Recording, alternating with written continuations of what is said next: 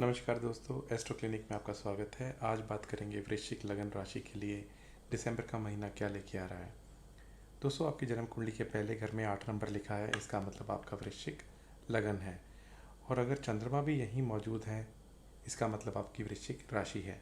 अगर चंद्रमा कहीं अलग मौजूद है या लगन का मालिक कोई और है तो आपको दोनों वीडियो देखने चाहिए ताकि महीना कैसे जाएगा ये आप जान सकें। चलिए शुरू करते हैं। दोस्तों, कुंडली के जो रूलिंग प्लैनेट हैं मंगल देव, ये अपने ही घर में बैठे हुए हैं और ये पंच महापुरुष नाम का राजयोग बना के बैठे हैं। इन जनरल आपने सुना होगा कि मंगल देव पहले घर में, चौथे घर में, सातवें, आठवें या 12वें घर में हो तो मंगल दोष का निर्माण करते हैं। लेकिन आपके केस में ये लगन के ही मालिक हैं, तो ये उल्टा पंच महापुरुष नाम का राजयोग बना के बैठे हैं। यानी आपके अंदर उत्साह बहुत ज़्यादा होगा, किसी भी काम करने की में हिम्मत बहुत ज़्यादा होगी। यानी कोई आपको नई अपॉर्चुनिटी दे के लिए ऑफ़र करेगा कोई नई जगह पे, तो आप उसको हासिल करने में इंटरेस्टेड ही होंगे। और वहीं आपकी हेल्थ भी अच्छी बनी रहेगी क्योंकि लगन का मालिक लगन में ही बहुत स्ट्रांग होकर बैठा हुआ है। दोस्तों, अब बात करते हैं कुंडली के 5वें घर के लिए। 5वां घर हमारे प्रारब्ध का होता है, तो पहला, 5वां और 9वां जानने बहुत ज़रूरी होता है कि कुंडली में इसकी क्या स्थिति है या गोचर में क्या स्थिति है। आपके 5वें घर के मालिक बन जाते हैं बृहस्पति देव और वो छठे घर में बैठे हैं। छठा घर होता है रोग, शत्रु और दुर्घटना का। तो नेचुरल सी बात है, आपको 5वें घर से रिलेटेड इतने अच्छे रिजल्ट नहीं मिलेंगे क्योंकि उस घर का मालिक ही रोग, शत्रु, दुर्घटना वाले घर में बैठा हुआ है। हालांकि बृहस्पति की दृष्टि में अमृत होता है और इनकी 5, 7, 9 यानी 3 दृष्टियाँ होती हैं। 5वीं दृष्टि इनकी पड़ेगी भाग्य भाव पे, ये इनकी उच्च दृष्टि है तो आपको भाग्य का सपोर्ट मिलेगा। 7वीं दृष्टि विदेश भाव पे पड़ेगी, तो विदेश में अगर आप रह रहे हैं या विदेश से संबंधित कुछ काम में आप पैसे इन्वेस्ट कर रहे हैं तो वो काम आपके बनेंगे। वहीं 9वीं दृष्टि इनके अपने ही घर सेकेंड हाउस पे पड़ेगी, तो धन का फ्लो अच्छा बना रहेगा। दोस्तों, अब बात करते हैं चंद्रदेव के बारे में। ये आपके केस में 9th हाउस के मालिक हैं यानी भाग्य भाव के, और चंद्रमा बहुत फास्ट मूविंग प्लेनेट हैं। महीने के शुरू में ये रहेंगे अपने ही घर में, तो आपको भाग्य का साथ मिलेगा, पिता पक्ष की उन्नति होगी, आप लंबी दूरी की यात्रा पे भी जा सकते हैं और इसके अलावा धर्म कर्म में आपका काफ़ी रुचि बढ़ेगी। 3, 4, 5 को चंद्रमा रहेंगे नौकरी भाव में यानी 10th हाउस में, तो ये भी स्थिति अच्छी है। जब भी भाग्य का मालिक कर्म के घर में होता है तो कर्म और धर्म इनका योग बन जाता है, तो ये बहुत अच्छी स्थिति बन जाती है। दोस्तों, उसके बाद चंद्रमा रहेंगे 6-7 तारीख को 11th हाउस में। यहाँ पे ये लाभ स्थान होता है, यहाँ पे हर प्लैनेट ही अच्छा रिजल्ट देता है, तो कहीं ना कहीं लाभ के आपके स्रोत खुलेंगे और आपके बड़े भाई बहन की भी तरक्की होगी। 8, 9, 10 तारीख को चंद्रमा रहेंगे 12वें घर में। चंद्रमा का 4, 8, 12 में जाना अच्छा नहीं माना जाता, तो जब ये 12वें घर में जाएंगे तो थोड़ी अपनी हेल्थ का ध्यान रखें, खर्चे आपके अधिक हो सकते हैं। 11 और 12 तारीख को चंद्रमा रहेंगे पहले घर में। त्रिकोण का मालिक केंद्र में आता है तो त्रिकोण केंद्र राजयोग बन जाता है। यहाँ पे मंगल के साथ होने की वजह से चंद्र मंगल लक्ष्मी राजयोग बनेगा और सूर्य की वजह से होने से ये अमावस योग का भी निर्माण होगा।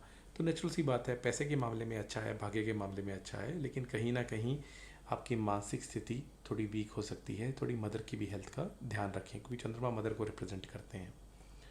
13 और 14 तारीख को चंद्रमा आ जाएंगे सेकंड हाउस में। यहाँ आना इनका अच्छा माना जाता है, धन की स्थितियाँ आपके लिए खुलेंगी। वहीं हो सकता है कि फैमिली में कुछ सेलिब्रेशन एनिवर्सरी पे भी धन खर्च हो। 15-16 तारीख को चंद्रमा रहेंगे थर्ड हाउस में। यहाँ इनका आना अच्छा माना जाता है और अपने ही घर को देखेंगे। आप छोटी यात्रा पे भी जा सकते हैं, लंबी यात्रा पे भी जा सकते हैं, छोटे भाई बहन की भी तरक्की होगी। अगर आप कम्युनिकेशन मार्केटिंग के क्षेत्र में हैं तो अच्छा लाभ मिलेगा। 17-18 तारीख को चंद्रमा रहेंगे फोर्थ हाउस में। त्रिकोण का मालिक केंद्र में हो तो केंद्र त्रिकोण राजयोग बनता है, तो यहाँ इनका होना अच्छा ही माना जाएगा।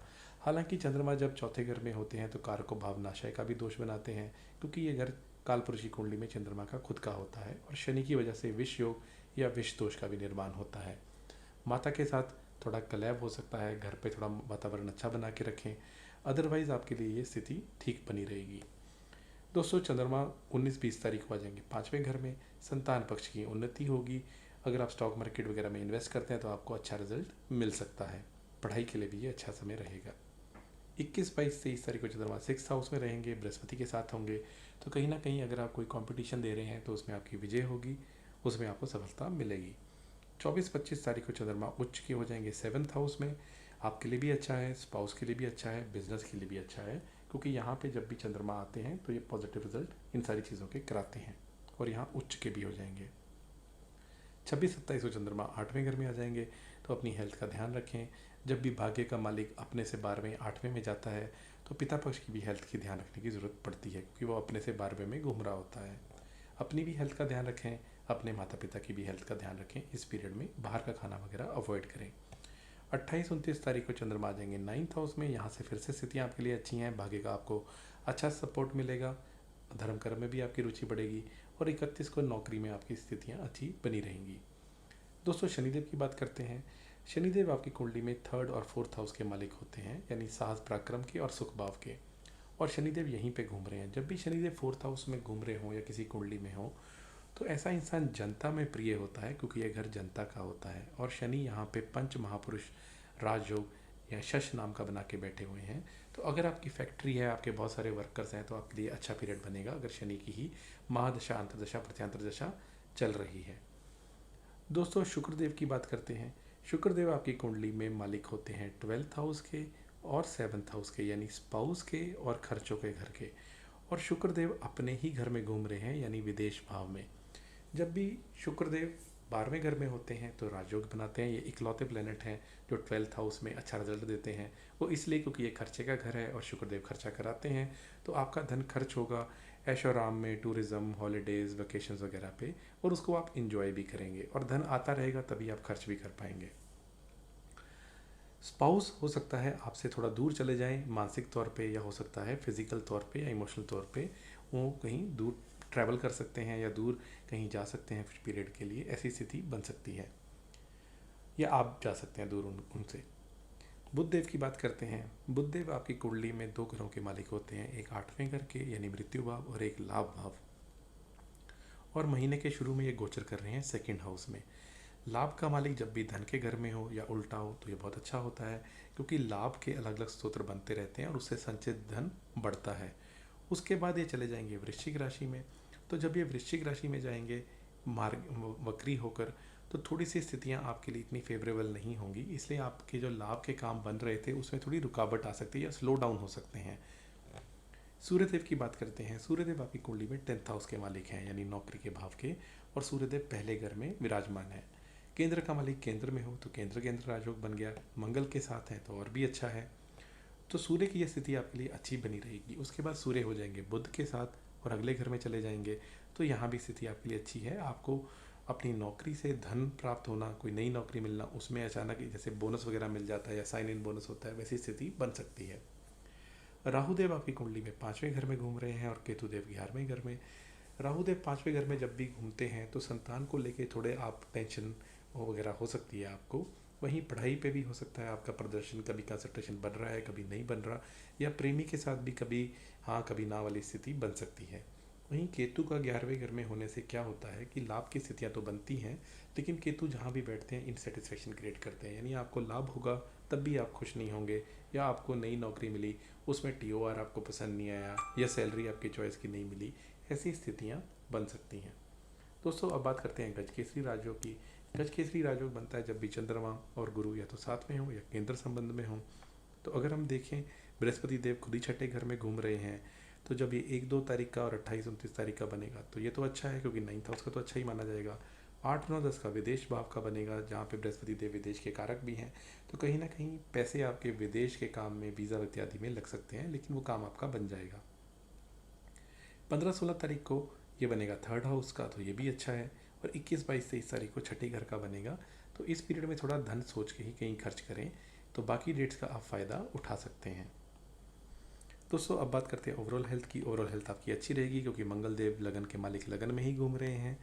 अगर फैमिली की बात की जाए तो फैमिली में थोड़ा सा किसी की हेल्थ पे पैसा खर्च हो सकता है, क्योंकि बृहस्पति देव उसके मालिक हैं और 6ठे घर में घूम रहे हैं, तो हो सकता है फैमिली में कहीं पे किसी की medical investigation, test, diagnosis, ultrasound वगैरह पे आपके पैसे खर्च हो जाएं, या ट्रीटमेंट पे। दोस्तों एजुकेशन की बात की जाए तो राहुदेव 5th हाउस में है, तो पढ़ाई में स्पेशली अगर आप ऐसी क्षेत्र में हैं जो कि इलेक्ट्रिकल इलेक्ट्रॉनिक से रिलेटेड है, उसमें आपका प्रदर्शन अच्छा रहेगा। अदरवाइज़ राहुदेव जब भी 5th हाउस में होते हैं तो कंसंट्रेशन कभी बन रही है कभी नहीं बन रही है, ऐसी सिचुएशन होती है। अगर हम ऐसे लड़के लड़कियों की बात करें जो प्रेम प्रसंग हैं तो उनकी भी स्थितियाँ कोई इसी तरीके से चलती रहेंगी कि वो डाउटफुल होंगे कि मैं हाँ करूँ या ना करूँ, या कमिटमेंट करूँ या ना करूँ। लेकिन फिर भी अगर आप डेटिंग पे जाना चाहते हैं तो डेटिंग के लिए मैं आपको थोड़ी डेट्स बता देता हूँ, आप उन डेट्स का फ़ायदा उठा सकते हैं। 8, 9, 10 तारीख को शुक्र और चंद्रमा साथ में होंगे, तो आप अपने प्रेमी के साथ कोई गिफ्ट आदि खरीदना, उनको देना, ऐसा कर सकते हैं। और वहीं 24 और 25 तारीख को चंद्रमा आ जाएंगे 7th हाउस में और शुक्रदेव पहले घर में होंगे, तो यहाँ भी इनका अपोजिशन बनेगा। तो इन डेट्स पे भी आप डेटिंग पे जा सकते हैं। जॉब की स्थिति की बात की जाए तो 9th हाउस के मालिक तो बहुत फास्ट मूविंग प्लेनेट होते हैं, लेकिन नौकरी के घर के मालिक अच्छी पोजीशन में है, तो जॉब में आपकी स्थितियाँ अच्छी बनी रहेंगी। वहीं बुध देव जो कि लाभ के मालिक हैं, ये भी 2nd हाउस में और फिर वक्री होकर पहले में आ जाएंगे, तो ये भी जॉब के लिए ठीक ही रहेगा, कोई इतनी प्रॉब्लम नहीं रहेगी। अगर हम मैरिज की बात करें तो मैरिज के लिए दोस्तों अगर आपकी जन्म कुंडली में ऐसे योग हैं तो अच्छी बात है, लेकिन अदरवाइज़ आपको थोड़ा सा वेट करना पड़ेगा जब तक शुक्रदेव पहले घर में नहीं आ जाते, यानी अपने ही घर को नहीं देखते, यानी 24 के बाद। स्पाउस के लिए भी बात की जाए तो 24 के बाद स्थितियाँ थोड़ी बेटर रहेंगी।